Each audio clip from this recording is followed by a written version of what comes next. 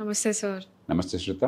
Sir రీసెంట్‌గా supreme court పార్టీలో majority ఉన్నంత మాత్రాన ఎమ్మెల్యేస్, ఎంపీస్ పార్టీ లీడర్‌షిప్‌కి అగెయిన్స్ట్‌కి వెళ్ళలేరు అని డెసిషన్ చెప్పింది. ఒక పార్టీ నుంచి గెలిచినప్పుడు ఆ పార్టీ ప్రిన్సిపల్స్, పార్టీ మేనిఫెస్టోని ఫాలో చేస్తారని జనాలు నార్మల్‌గా అనుకుంటారు. మరి ఇలా చూసుకుంటే సుప్రీం కోర్ట్ చెప్పింది కరెక్టే కదా సార్? శ్రుత, మనం అర్థం చేసుకోవాల్సిన 2 విషయాలు. ఒకటి, దేనికి నిజంగా విశ్వసనీయత, నైతికత ఉన్నాయి? 10 మంది కలిసి ఏర్పాటు చేసుకున్న పార్టీగా, లక్షల మంది ఓట్లు వేసి కూర్చోబెట్టిన ప్రతినిధులుగా. చట్టసభ అంటే ఏమిటి? అసెంబ్లీ కావచ్చు, లోక్సభ కావచ్చు. ప్రజలు తమ మీద తమకున్న అధికారాన్ని తమ ఓటు ద్వారా సభ్యులకు బదిలీ చేశారు. పార్టీ కొంతమంది కలిసి ఓ పార్టీ పెట్టుకున్నారు. రెండోది, మరి పార్టీ ఎవరికి బాధ్యత వహిస్తుంది? పార్టీ నాయకత్వాన్ని ఎవరు అనుకుంటున్నారు? ప్రజల పాత్ర ఏమన్నా ఉందా? పార్టీ సభ్యుల పాత్ర ఏమన్నా ఉందా? ఎప్పుడో టైమ్ మ్యాగజైను, టైం పత్రిక ఒక వ్యాసం రాస్తూ మన రాజకీయాన్ని గురించి ఒక మాట అన్నారు. In India the man who wears the crown is the king. రాజు అయిన వాడి కిరీటం పెట్టడం కాదు, కిరీటం బలవంతంగా పెట్టుకున్నవాడు రాజు అయిపోతాడని చెప్పాను. మన దేశంలో పార్టీల తీరు అట్లా ఉంది. పార్టీలు ప్రైవేటు ఎస్టేట్లుగా, సొంత ఆస్తులుగా, కుటుంబాల జనాలుగా చలామణి అవుతున్నాయి. దానిలో ప్రజల పాత్ర లేకుండా పోయింది, సభ్యుల పాత్ర లేకుండా పోయింది. ఒక్కడు ఎదురు తిరిగితే మన ఇంటికి పంపించేస్తున్నాం. ఒకడు ఎదురు చాలు, ఏమాత్రం వాడు నాకు ఇబ్బంది అవుతాడన్నా కూడా వాడిని బహిష్కరించేస్తున్నారు. వాళ్ళకి ఏ స్వేచ్ఛ లేకుండా వాళ్ళ గొంతు నొక్కేస్తున్నారు. ఎందుకంటే ప్రధాన పార్టీల బయట రాజకీయ భవిష్యత్తు లేదు మన దేశంలో. మన ఎన్నికల వ్యవస్థలో ఏదో పెద్ద పార్టీ మద్దతు ఇస్తేనే పెద్ద నాయకులైనా సరే, మరి చాలా గొప్ప నాయకులు, ప్రజల్లో అపారమైన కీర్తి ప్రతిష్ట, స్వతంత్రంగా ఉన్నవాళ్ళు దేశం మొత్తంలో 5-10 మంది కూడా ఉండరు. మిగతా వాళ్ళందరూ కూడా పార్టీ అనేది లేకపోతే వాళ్ళకి అసలు భవిష్యత్తు లేదు. మన దేశంలో ఏం చేస్తున్నారు? నాయకుడికి కాళ్ళకి అడుగులకు మడుగులు ఎత్తకపోతే వాడిని తీసి పారేస్తూ ఉంటున్నారు. అభ్యర్థి ఎవరిని పెడతారు? నాయకుడి ఇష్టం. ఎలక్షన్స్లో ఒక పార్టీ గెలిచినంత మాత్రాన మీ జీవితం నిజంగా మారిపోదు. ఒక వ్యవస్థ ప్రజల కోసం పని చేస్తుందా లేదా అనే దానిపై అది ఆధారపడి ఉంటుంది. మేము ఇక్కడ చర్చించేది అదే. ఏదో ఒక్క పార్టీని ఎంచుకోవడం కంటే సిస్టమ్ అర్థం చేసుకోవడానికి మీరు ఆసక్తి చూపిస్తే ఈ ఛానల్కి సబ్స్క్రైబ్ చేయండి. అభ్యర్థి ప్రజలకు పనికొస్తాడా లేదా, ప్రతినిధిగా బ్రహ్మాండంగా పనిచేశాడా లేదా, పనిచేస్తోందా లేదా, అది మనకు అనవసరం. నాకు వ్యక్తిగతంగా విధేయులుగా ఉన్నారా లేదని చెప్పాను. ఇలాంటి రాజకీయంలో పార్టీని మనం మతంలాగా భావించడం, మతానికే ఒక స్థాయి మించి గుర్తింపు లేదు. మీరు ఏ మతంలో పుట్టినా మతం మార్చుకోవచ్చు కదా, రాజ్యాంగం హక్కు ఇచ్చింది కదా. నువ్వు ఈ మతంలో పుట్టావు, మతం మారితే డొక్క పగలదీస్తానని చెప్పాను ఇందాకన్నా. మరి పార్టీకి ఎక్కడుంది? అది పార్టీ కేవలం కొన్ని అభిప్రాయాలు కలిస్తే ఒక వేదికగా వచ్చాం. పార్టీలు తీరు ఎట్లా ఉంది? చట్టసభల్లో ఎక్కడైనా సిద్ధాంతాల ప్రతిపాదన ఓటేస్తున్నారా? పార్టీ ప్రాతిపదికన వేస్తున్నారు. నేను ఏది చెప్పానో అదే మీరు చేస్తున్నా కూడా ప్రభుత్వంలో నేను ప్రతిపక్షంలో ఉన్నాను కాబట్టి నేను వ్యతిరేకం చేస్తానంటున్నాను. ప్రతిపక్షం మంచి మాట చెప్పినా కూడా నాకు మెజారిటీ పక్షంలో ఉన్నా కాబట్టి నేను ఈ మాట విన్నంటున్నారు. మరి పార్టీ ఎందుకు ముఖ్యం అవుతుంది? ఎన్నో సందర్భాల్లో పార్టీని నెత్తిన పెట్టుకున్నప్పుడు సభ్యుల మాట విలువ లేకుండా దేశానికి చాలా అపచారం జరిగింది. రాజీవ్ గాంధీ గారు ప్రధానమంత్రిగా ఉండగా షాబానో కేసు అనే కేసులో ఒక వివాహిత మహిళకి విడాకులు ఇచ్చినప్పుడు భరణం ఇవ్వాలి, సిఆర్పిసిలో ఉన్నట్టుగా అన్ని కులాలకి వర్గాలకి వర్తిస్తాను కోర్టు ఒక మామూలు తీర్పు ఇచ్చింది. అదైతే అసాధారణ తీర్పు కాదు. దానికి బోల్డంత ప్రతిఘటన తీసుకొచ్చి మత ఛాందస్సుల ద్వారా రాజీవ్ గాంధీ గారితో చట్టాన్ని మార్పించారు. ముస్లిం విమెన్స్ బిల్ అని పెట్టించారు. కాంగ్రెస్ పార్టీలో అత్యధికులైన సభ్యులకు ఇష్టం లేదండి, కానీ పార్టీ అధినాయకత్వం చెప్పింది. ఆ పైన విప్ కూడా పెట్టారు. కాబట్టి గతి లేదు. ఒక్క ఆరిఫ్ మహమ్మద్ ఖాన్ మాత్రం రాజీనామా చేసి బయటకు వచ్చాడు అన్నాడు గౌరవంగా. దేశానికి మంచి జరిగిందా, చెడు జరిగిందా? మహిళా హక్కులకు మంచి జరిగిందా, చెడు జరిగిందా? కాబట్టి పార్టీని మనం అంత గొప్పగా ఒక మతంలాగా, దేవుడిలాగా భావించడం అనేది ఈ దేశంలో సర్వత్రా చూస్తున్నాం మనం. అది ప్రమాదకరం. నిజమైన సమస్య పార్టీలో అంతర్గత ప్రజాస్వామ్యం. పార్టీ నాయకత్వం ఎట్లా వచ్చింది, పార్టీ నడకట్లా నడుస్తోంది, అధినాయకుడు ఆజ్ఞలు శిరసావించడం, అందరినీ కలుపుకుపోయి మెజారిటీ ప్రకారం పోవటమా, పార్టీ ఎన్నికల్లో అభ్యర్థులుగా ఎవరు నిలబెడుతోంది, ఏ ప్రాతిపదిక నిలబెడుతోంది, ఇవి చూడకుండా మనం పార్టీలు అంతర్గత ప్రజాస్వామ్యం లేకపోతే దేశంలో ప్రజాస్వామ్యం నాశనం అయిపోతుంది. అది నిజమైన సమస్య. పార్టీలు నెత్తిన పెట్టుకుని చట్టసభలను అవమానిస్తే చాలా ప్రమాదకరమైన పరిస్థితి. సార్, ఒక ఎమ్మెల్యే లేదా ఎంపీకి పార్టీ డెసిషన్స్ నచ్చకపోతే వాళ్ళు పార్టీ నుంచి బయటికి రావచ్చు కదా. ఇండియాలో ఏమో ప్రజలు పార్టీ సింబల్స్నే చూసి ఓటేస్తారు. అలాంటప్పుడు పార్టీకే ఎక్కువ ఇంపార్టెన్స్ ఉండాలి కదా. మరి పార్టీ సిద్ధాంతాన్ని పార్టీ గుర్తించాలి, గౌరవించాలి కదా. నేను ఉదాహరణ చెప్తాను మీకు. నరసింహారావు గారు ప్రభుత్వం 1991లో దేశ ఆర్థిక సంక్షోభంలో వచ్చింది. మైనారిటీ ప్రభుత్వం, మెజారిటీ లేదు. ఏమైంది అప్పుడు? ప్రతిపక్షంలో ఉన్న బీజేపీ ఆర్థిక సంస్కరణలకు ఆనాడు ఈనాడు కూడా అనుకూలం. స్వేచ్ఛా వాణిజ్యము, ఆర్థిక స్వేచ్ఛ, వ్యక్తి స్వేచ్ఛకు అనుకూలం అప్పుడు ఇప్పుడు కూడా. కానీ అనుకూలంగా ఉన్న బీజేపీ, వ్యతిరేకంగా ఉన్న కమ్యూనిస్ట్ పార్టీ కలిసి నరసింహారావు ప్రభుత్వం తిప్పేందుకు ఉమ్మడిగా ఓటేసినాయి. ఎవరు ఉల్లంఘించారు? ఇచ్చిన మాటని, సిద్ధాంతాలను ఎవరు ఉల్లంఘించారు? అట్లాగే మన్మోహన్ సింగ్ గారి ప్రభుత్వం. మన్మోహన్ సింగ్ గారు అన్నాడు అమెరికాతో అణు ఒప్పందానికి వెళ్ళారు. ఒప్పందం మంచిదా కాదని దానిలోకి వెళ్ళట్లా, ఒక రాజకీయ నిర్ణయం తీసుకున్నారు. భారతీయ జనతా పార్టీ అప్పుడు కానీ ఇప్పుడు కానీ అమెరికాతో అణు ఒప్పందం కానీ లేకపోతే వ్యూహాత్మక ఒప్పందం కానీ స్ట్రాటజిక్ ఎంగేజ్మెంట్ కానీ అవసరమని భావించే పార్టీ. ఏం జరిగింది? భారతీయ జనతా పార్టీ అమెరికాతో ఒప్పందానికి పూర్తిగా వ్యతిరేకంగా ఉన్న కమ్యూనిస్ట్ పార్టీ కలిసి మన్మోహన్ సింగ్ ప్రభుత్వాన్ని తిప్పేందుకు ఓటు వేశారు. పార్టీలు సిద్ధాంతాలకు కట్టుబడితే, నమ్మిన సిద్ధాంతాలకి, ప్రజా సంక్షేమానికి కట్టుబడితే అప్పుడు మనం చాలా మిగతా ఆలోచించవచ్చు. అసలు పార్టీ నాయకత్వాలు ఇష్టం వచ్చినట్టు చేస్తున్నాయి. తాత్కాలికమైన రాజకీయ లాభం కోసం దేశ ప్రజలను పణంగా పెడుతున్నాయి. కాబట్టి పార్టీలను కూర్చోబెట్టి నేనేం చెప్తాను విను, శిరసాహించు, ఇది నా సొంత ఆస్తి, నువ్వెవడో సొంతగా ఆలోచన అని చెప్పంటే ఎన్నికైన ప్రతినిధి ఎందుకు? ప్రజాస్వామ్యంలో ప్రతినిధులను ఎన్నుకుంటాం. ప్రజాస్వామ్యం ప్రతినిధుల స్వామ్యం. మన తరపున మన మీద మనకున్న సార్వభౌమత్వాన్ని ఎన్నికయ్యే ప్రతినిధులకు మనం బదిలీ చేస్తున్నాం కొంతమేరకు. అంతా మనకి అధికారం అవట్లా. దాని ప్రకారం పన్నులు వసూలు చేయడం కానీ, చట్టాలు రూపొందించడం కానీ, విధానాలు రూపొందించడం కానీ చేయాలి వాళ్ళు. మన భావాలకు గొంతునివ్వాలి. మన భావాలకు కాకుండా పార్టీలకు గొంతునిస్తే ఎట్లా? ప్రజాస్వామ్యం మన కోసమా, పార్టీల కోసమా? ప్రజల సంగతి ఏంటి మధ్యలో? ఎన్నో సందర్భాల్లో ప్రతిపక్షంలో ఉంటే ఓ పార్టీ ఒక రకంగా చేస్తుంది, అధికారంలోకి వచ్చాక ఏది వ్యతిరేకించిందో ఆ పని చేస్తుంది. మళ్ళీ ఇది ప్రజల కోసం చేస్తున్నారా అంటే రాజకీయ వ్యూహంలో ప్రజల్ని పావులను చేస్తున్నారు. కాబట్టి ఈ మొత్తం అర్థం చేసుకోకుండా మనం ఏదో ఒక దృష్టి, అందుకని రాజకీయంలో ఎన్నికైన వాళ్ళంటే మనందరిలో కసిబోళ్ళు ఉంటుంది. రాజకీయంలో చాలా తప్పులు ఉన్నాయి, కానీ తప్పులు లేనిది అక్కడ పరిపాలన యంత్రాంగంలో తప్పులు లేవా? న్యాయ వ్యవస్థలో తప్పులు లేవా? తప్పులు లేవు ఉన్నాయి కాబట్టి మీరు మొత్తం కూల్చి పారేస్తారా? ఎలా బాగు చేద్దాం ఆలోచిద్దాం. ఇప్పుడు లోక్సత్తా నుంచి, ప్రజాస్వామ్య పీఠం నుంచి మనందరం గట్టిగా పోరాడుతున్నాయి. ఎన్నికల వ్యవస్థను మార్చండి, పార్టీల నిర్వహణ సంస్కరించి ప్రజాస్వామికీకరణ చేయండి, అధికారాన్ని వికేంద్రీకరించండి, జవాబుదారీతనాన్ని తీసుకురండి, చట్టబద్ధ పాలన చేయండి అని నిర్దిష్టంగా ప్రతిపాదనలు ఇస్తున్నాం. అది మార్గంగానే నాకు కోపం వచ్చింది వాడంటే కాబట్టి వాడు తలకాయ తీసేస్తానని చెప్పంటే పద్ధతి కాదు. ఏనాడు కూడా సరైన పద్ధతి కాదు. ఉదాహరణకి మహారాష్ట్రలో ఇప్పుడు ఏ వివాదం అయితే కోర్టుకెళ్ళిందో ఆ కేసు చూద్దాం మనం. 2019లో ఎన్నికలకు ఎట్లా వెళ్ళారు? భారతీయ జనతా పార్టీ, శివసేన కలిసి 5 ఏళ్ల పాటు సంకీర్ణ ప్రభుత్వాన్ని ఇచ్చాము, మంచి పరిపాలన చేసాము, మా దృష్టిలో ఫలానా చేశాము, మీరు ఆశీర్దిస్తే, మీరు కానీ ప్రజలు మద్దతు ఇస్తే ఇంకో 5 ఏళ్ళు కలిసి పరిపాలన చేస్తామని వెళ్ళారు. ప్రజలు మద్దతు ఇచ్చారు. అవగాహన ఏమైంది? శివసేన పార్టీ కేవలం నాయకుడి ఆదేశాలకు లోబడి అబ్బాయి తూనా బొడ్డు, ప్రజలు తీర్పు ఎలా ఇచ్చినా కూడా మేము మీతో సంకీర్ణంలో ఉండమని వేరే కొట్టు పెట్టుకున్నది.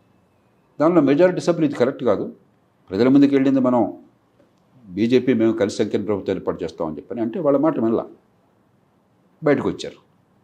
అంటే పార్టీ ఏంటి? ఒక వ్యక్తి. పార్టీలో సభ్యుల అభిప్రాయాలు మీరు తీసుకున్నారా? ఎన్నికైన ప్రతినిధుల అభిప్రాయం మీరు తీసుకున్నారా? వాళ్ళు మీకు బానిసలా, కట్టు బానిసలా? కాబట్టి పార్టీ అన్నది అది మతం కాదు. మతానికే అంత అధికారము, అంత బలం ఉండకూడదు. పార్టీ అనేది ప్రజాస్వామ్యంలో ప్రజల రాజకీయ భాగస్వామ్యానికి ఒక వేదిక. ఈ వేదిక నచ్చకపోతే ఇంకో వేదిక ఎంచుకుంటారు. ఇష్టం వచ్చినట్టు పార్టీలు మార్చాలనుకోండి, వాళ్ళని పీకేద్దాం. దానికి రాజ్యాంగంలో పద్ధతులు ఉన్నాయి, 10వ షెడ్యూల్లో పెట్టుకున్నాం. అది సరిగ్గా పనిచేయటం లేదు, ఎన్నికల సంఘం వారికి బాధ్యత పెడదాం, నిష్పాక్షికంగా వాళ్ళు నిర్ణయం చేయడానికి అవకాశం కలిగేట్టుగా. కానీ ఈ పేరుతో పార్టీల స్వామ్యంలో ప్రజాస్వామ్యమే నాశనం అయిపోతే, పార్టీ మీద భక్తితో ప్రజా ప్రయోజనాలనే మనం పణంగా పెడితే దేశం సర్వనాశనం అవుతుంది. కాబట్టి పార్టీల మీద మనకు, రాజకీయంలో ఉన్న వాళ్ళ మీద మనకి కోపం ఉండొచ్చు, విమర్శ ఉండొచ్చు, కానీ సహేతుకంగా ఉండాలి, పరిష్కారాన్ని దారితీయాలి. కానీ మనం ఇచ్చే మందు వ్యాధి కంటే జట్లం కాకూడదు. సార్, మరి అలాంటప్పుడు ఎన్టీఆర్ గారిని సీఎం పదవి నుంచి మెజారిటీ ఎమ్మెల్యేస్ దించేసిన ఇన్సిడెంట్ని ఎలా చూడాలి మనం? చాలామంది దాన్ని తప్పు అని అంటున్నారు, కానీ మీ దృష్టిలో అది డెమోక్రాటిక్ అయినా? నేను ఆ ఉదంతంలో నాకు పాత్ర లేకపోయినా కూడా ఏం జరిగిందో పూర్తిగా నాకు కనీసం కొంతవరకు తెలుసు. అధికార పీఠం మధ్యలో ఉన్నాడు కాబట్టి లోతు వివరాలకు వెళ్ళదు. కానీ మౌలికంగా ఏమిటి, ఒకసారి శాసనసభా పక్షం వచ్చిన తర్వాత, మీరు నాయకులైన తర్వాత అందరినీ కలిపుకుపోయి మీ నాయకత్వాన్ని ఆమోదింపు చేసే బాధ్యత మీకుంది కదా. అది లేకపోతే ఇంకెన్నిక అర్థమే ఉంది? దీనిలో ఎవరు ఎన్నిక అవటం, ఎవరు ఎన్నిక కాకుండా ఉండటం, ధర్మ అధర్మ పక్కన పెట్టేయండి. ప్రజాస్వామ్యంలో పార్టీ ఏ ఒక్కరి సొంత ఆస్తి కారాదు. పార్టీ నడిపేటప్పుడు అందరినీ కలుపుకుపోయి మీరు చేసే చర్యలు మంచివైనా కూడా మంచివని అర్థమయ్యేట్టు చేసేట్టు ప్రజల్ని, ఇటు మీ సభ్యుల్ని, ఇటు మీ ఎన్నికైన ప్రతినిధుల్ని ఒప్పించే బాధ్యత నాయకత్వానికి కదా. కాబట్టి దీనిలో వ్యక్తుల దోషం ఉండకపోవచ్చు, నాయకత్వ దోషం ఉన్నట్టుగా లెక్క. నేను ఒక పార్టీ నాయకుడిగా ఉన్నాను, నాతో 100 మంది ఉన్నారు, సభ్యులు ఉన్నారు. 100 మంది సభ్యులు నాయకత్వం ఎట్లా నిలబడుతుంది? నేను దేవుడి అంశతో పుట్టాను కాబట్టి నేను చెప్పిన మాట మీరు వినండి, ఇది సుగ్రీవాజ్ఞ అంటే నాయకత్వం అవుతుందా? లేకపోతే ఏ విషయమైనా సరే అందరినీ సంప్రదించి నిర్ణయాలు తీసుకోవటం, ఒకవేళ అందరూ దానికి ఒప్పుకోకపోయినా కూడా ఒప్పించే చాతుర్యము, మీ మీద నమ్మకం ఉండటం అవసరమా కదా? అది లేకపోతే దేవాంశంభూతులు అవుతాడు నాయకుడు. రాజరికానికి దీనికి తేడా ఎక్కడుంది? కాబట్టి వ్యక్తుల దానిలోకి మనం వెళ్ళద్దు. కొన్ని సందర్భాల్లో చాలా జరుగుతుంటే రకరకాల అభిప్రాయాలు ఉంటాయి, కానీ ప్రజాస్వామ్యానికి ఏది శ్రేయస్కరం? నేనే పార్టీ అనుకోవటం శ్రేయస్కరమా? మనందరం పార్టీ అందరూ నడుపుకోవాలి, అందరికీ హక్కు ఉన్నది, సభ్యులందరికీ సమానమైన హక్కు ప్రాతినిధ్యం నడపడం శ్రేయస్కరమా? ప్రజాస్వామ్యం అంటే ఏంటి? నేనే పార్టీ అనుకుంటే మహాత్మా గాంధీ నియంత్రణ చేసే పని కదా, మనం చేయలేదు కదా, ఆయన అడగలేదు, మనం చేయలేదు కదా. ప్రజాస్వామ్యం అని చెప్పంటే మీరెంత గొప్పవాళ్ళైనా సరే అందరినీ ఒప్పించాలా, అందరినీ కలుపుకోవాలి. అది లేకపోతే నష్టపోతాం. ఇంకో మార్గం లేదు, ఇంకో రకమైన మార్గం లేదు. కొన్ని సందర్భాల్లో మీకు ఇష్టం ఉండకపోవచ్చు. ఇప్పుడు ఎన్నికైన ప్రభుత్వం చేసినది మనం సమర్థించక్కర్లా, కానీ ప్రభుత్వానికి నిర్ణయాలు చేసే అధికారాన్ని మనం సమర్థించకపోతే ప్రజాస్వామ్యం అర్థం లేదు.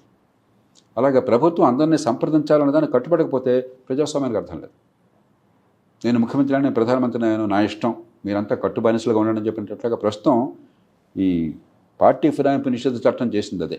ఎన్నికైన సభ్యుల్ని బానిసలుగా మార్చింది. మనం ఎన్నుకున్నది మన తరపున మన వాణి వినిపిస్తారని చెప్పని, ప్రజాప్రయోజనాల కోసం నిలబడతారని చెప్పని మనం అవకాశం లేకుండా చేశాం. 2 సార్లు భారత పార్లమెంటరీ చరిత్రలో గత 30 ఏళ్లలో మంచి చర్చలు, రసవత్తరమైన చర్చలు జరిగినాయి. 2 సార్లు ఎప్పుడు జరిగినాయి?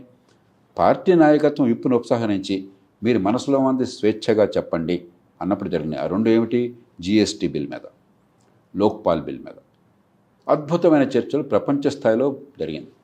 మిగతా సందర్భాల్లో నాయకుడు ఏం చెప్తుంది? అరే వెళ్ళలోకి వెళ్ళి గొడవ చేయి, అరిచాం, వాకౌట్ చేయి, చేయెత్తు, దించు. ఇంకా శాసనసభ ఎందుకు, లోక్సభ ఎందుకు? ఆఫ్ఘనిస్తాన్లో ట్రైబల్ కౌన్సిల్స్ ఉంటాయి, లోయజర్గా అంటారు. అక్కడేమీ మీకు సొంత వాక్ ఉండదు, చర్చ ఉండదు, పరిష్కారం ఉండదు. మీ మాట నే విన్ను, నా మాట వీరు వినరు. ఏ తెగ ఆ తెగే. పార్లమెంటు, అసెంబ్లీలు తెగలుగా అయిపోతే ఎట్లాగా పార్టీల పేరుతో? మీ గోడు నేను వినిపించుకోవాలి, నా గోడు మీరు వినిపించుకోవాలి. మీ మాటలో వాస్తవం అంటే నేను మీ మాట అంగీకరించాలి, నా మాటలో వాస్తవం అంటే మీరు నా మాట వినడానికి సిద్ధపడాలి. అప్పుడు ప్రజాస్వామ్యం రాణిస్తుంది. కానీ అమితం మీరు తెలుసుకుంటాం, బస్సు మీద సవాల్, మీరు ఏం చెప్పని మాకు అనవసరం, మా సంఖ్యాబలం ఇది, మీ సంఖ్యాబలం ఇది అంటే పార్లమెంట్ ఎందుకు అసలు? పార్లమెంట్లో ఏ పార్టీకి ఎంతమంది ఉన్నారో మనకు తెలుసుగా, అసెంబ్లీలో ఏ పార్టీకి ఎంతమంది ఉన్నారో మనకు తెలుసుగా. ఇంకా అసెంబ్లీ పార్లమెంట్ గొడవ ఎందుకు? ఇంట్లోకి వచ్చిన మా అంకెలు ఇది, మీ అంకెలు ఇవి, కూడుకోవడం నుంచి సరిపోతుందిగా. ఎందుకు ఒక చర్చా వేదిక ఎందుకు పెట్టాము? అది ఈ దేశంలో సమస్య ఏంటి? ఎప్పుడైతే పార్లమెంట్లో, అసెంబ్లీల్లో చర్చను చంపేసి పార్టీల కట్టుబానిసలుగా మార్చేసామో ఇక చర్చలు ఆగిపోయినాయి. అందుకని రోడ్డు మీద జరుగుతున్నాయి తతంగాలన్నీ కూడా. ఉద్యమాలు రోడ్డు మీద జరగాల, మీ వాణి చట్టసభల్లో ప్రతిబింబించాలి, అక్కడ చర్చ జరగాలి రసవత్తరంగా. ప్రభుత్వం తప్పు చేస్తే ఇరుకున పెట్టాలి వాస్తవాల ఆధారంగా మీ తర్కంతో.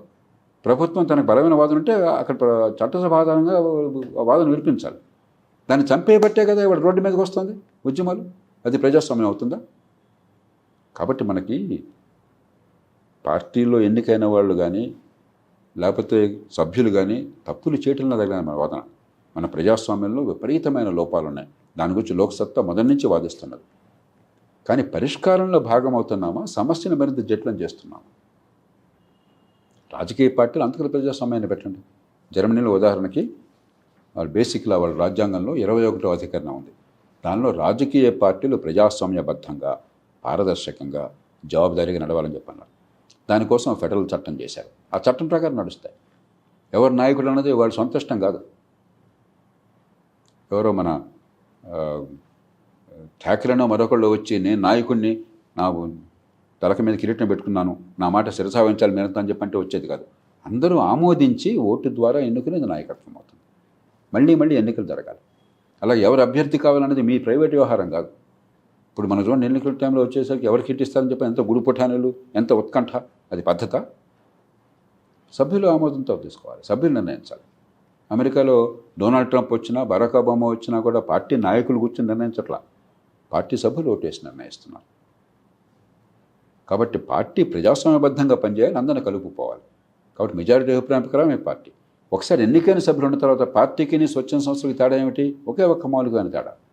ఒక పార్టీ ప్రజల ఓటు కోసం పోటీ పడుతోంది. ప్రజల ఓటు పొందిన వాళ్ళు ఎవరు? మీ ఎన్నికైనటువంటి అసెంబ్లీ లేక లోక్సభ సభ్యులు. అంతకంటే ఉన్నతమైన స్థాయి ఇంకేముంటుంది? అంచేత మనకి ప్రజలందరూ ఎన్నుకున్న చట్టసభ కంటే కొంతమంది ఏర్పాటు చేసుకున్న పార్టీ సభ ముఖ్యమా? ఏది ముఖ్యం? చట్టసభ సరైన ఎన్నిక అవ్వట్లేదు, మీరేగా పెట్టిన వాళ్ళని సరైన వాళ్ళని పెట్టి ఏర్పాటు చేయండి, ప్రజాస్వామ్యబద్ధంగా ఏర్పాటు చేయండి. వాళ్ళని పెట్టింది మీరు కదా. అంచేత పార్టీలను నెత్తికెక్కుకోవటం సరైన పద్ధతి కాదు. ఒక శృతి మించి పార్టీలు అవసరం, కానీ దేర్ ఈవిల్ నెసెసిటీస్. పార్టీలు చాలా ప్రమాదకరమైనవి, అవసరమైనవి.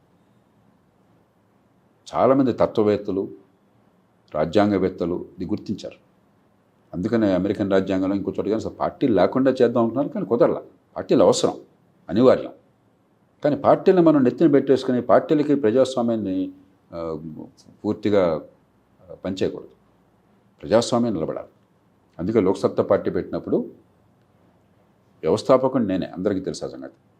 కానీ నేను పార్టీ అధ్యక్షుడికి ఎన్నికలు పెట్టించి, ఎన్నికలు పార్టీ సభ్యులందరూ 6 లక్షల మంది సభ్యులు ఉన్నారు అన్నాడు. 6 లక్షలు 7 లక్షలు ఉన్నారు. అందరూ ఓటేసి ఏర్పాటు చేసి పోలింగ్ బూత్లు అన్ని చోట్ల పెట్టి నాకు పోటీ ఎవరు రావడానికి సిద్ధపడలా. ఎందుకంటే వ్యవస్థాపకుడు నేను, పార్టీ పెట్టిందే నేను, ప్రతిపాదించిన సిద్ధాంతాలు చుట్టూను. మరి నా తర్వాత నెంబర్ 2గా చాలా సీనియర్గా నాయకుడు, మంచి పేరున్న మనిషి, నిజాయితీ పరులు, ఆయన నేనే కోరి మీరు పోటీకి దిగండి, ఒక సంకేతాన్ని ఇవ్వాలి. పార్టీ ఎవరి సొంత ఆస్తి కాదు, నా మీద సైతం పోటీ ఉండాలి, నన్ను సైతం చెప్పొచ్చు పార్టీ సభ్యులు తగ్గుంటే చెప్పిన సంకేతాన్ని ఇవ్వండి చెప్పని ఆయన కోరి నేను పోటీకి పెట్టించాను. 3 ఏళ్ళు నాకు టర్మ్ కాగానే నేను పదవిని తప్పుకొని మళ్ళీ ఎన్నికలు పెట్టించాను. ఆ ఎన్నికల్లో ఎవరు పోటీ చేస్తున్నారో పట్టించుకోవాలి. వీళ్ళు నగ్గాలి, వాళ్ళు నగ్గకూడదని చెప్పిన సంకేతాన్ని కూడా, పొరపాటును కూడా నేను మనసులో ఉన్న భావాలను చెప్పాలని నేను అసలు దూరంగా ఉన్నాను. ఎందుకని పార్టీలు అంతర్గత ప్రజాస్వామ్యం కావాలని చెప్పాను.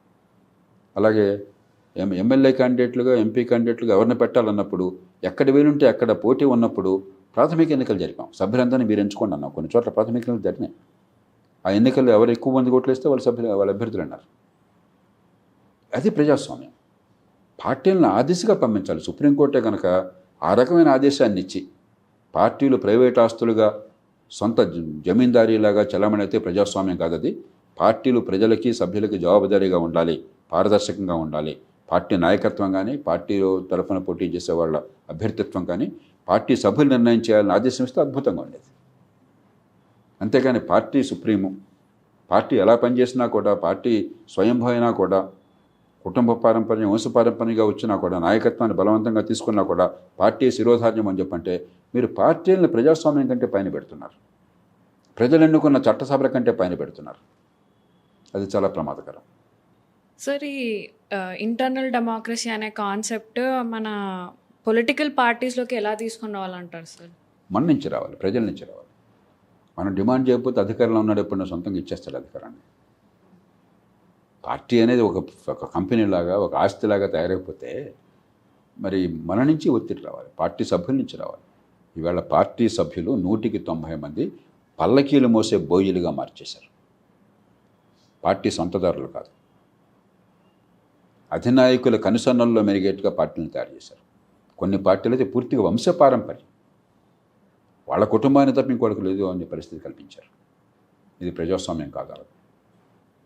అది చాలా ప్రమాదకరం ఈ దేశానికి. సార్ అసలు ఆ పొలిటికల్ పార్టీస్ ఇలాంటి చేంజెస్ని ఎంబ్రేస్ చేయడానికి అసలు రెడీగా ఉన్నాయనుకుంటారా సార్ మీరు? విజ్ఞత గల పార్టీలు అయితే రెడీగా ఉంటాయి. కొన్ని పార్టీలు కొంచెం ముందు సిద్ధంగా ఉన్నాయి మిగతా వాళ్ళతో పోలిస్తే. కానీ ఏ పార్టీ అయినా కూడా పెత్తనం చేయాలన్న కోరిక ప్రతి ఒక్కళ్ళకి ఉంటుంది. కాబట్టి అందరూ పెత్తనం గట్టిగా చేస్తుంటే నేను మాత్రం వృత్తి చదువుకోవాలి కానీ పూర్తి ప్రజాస్వామ్యాన్ని అంగీకరించరు. మన నుంచి ఒత్తిడి వేస్తారు తప్ప. మీరు ప్రజాస్వామ్యబద్ధంగా అభ్యర్థులను ఎంపిక చేయకపోతే, ప్రజాస్వామ్యబద్ధంగా పార్టీ పనిచేయకపోతే, మేము మీకు ఓటేయమన్న సంకేతాన్ని మనం ఇచ్చినట్టయితే అప్పుడు ఖచ్చితంగా దారికి వస్తారు. వాళ్ళకి కావాల్సిన మన ఓటు వల్ల వచ్చే అధికారం కదా. మన మీద ప్రేమ లేదు, మన ఓటు మీద ప్రేమ ఉంది. ఓటు వల్ల వచ్చే అధికారం మీద ప్రేమ ఉంది. కాబట్టి ఆ ఓటు వల్ల వచ్చే అధికారం దీని మీద ఆధారపడుతుందని అర్థమైతే అప్పుడు పార్టీలన్నీ దారికి వస్తాయి.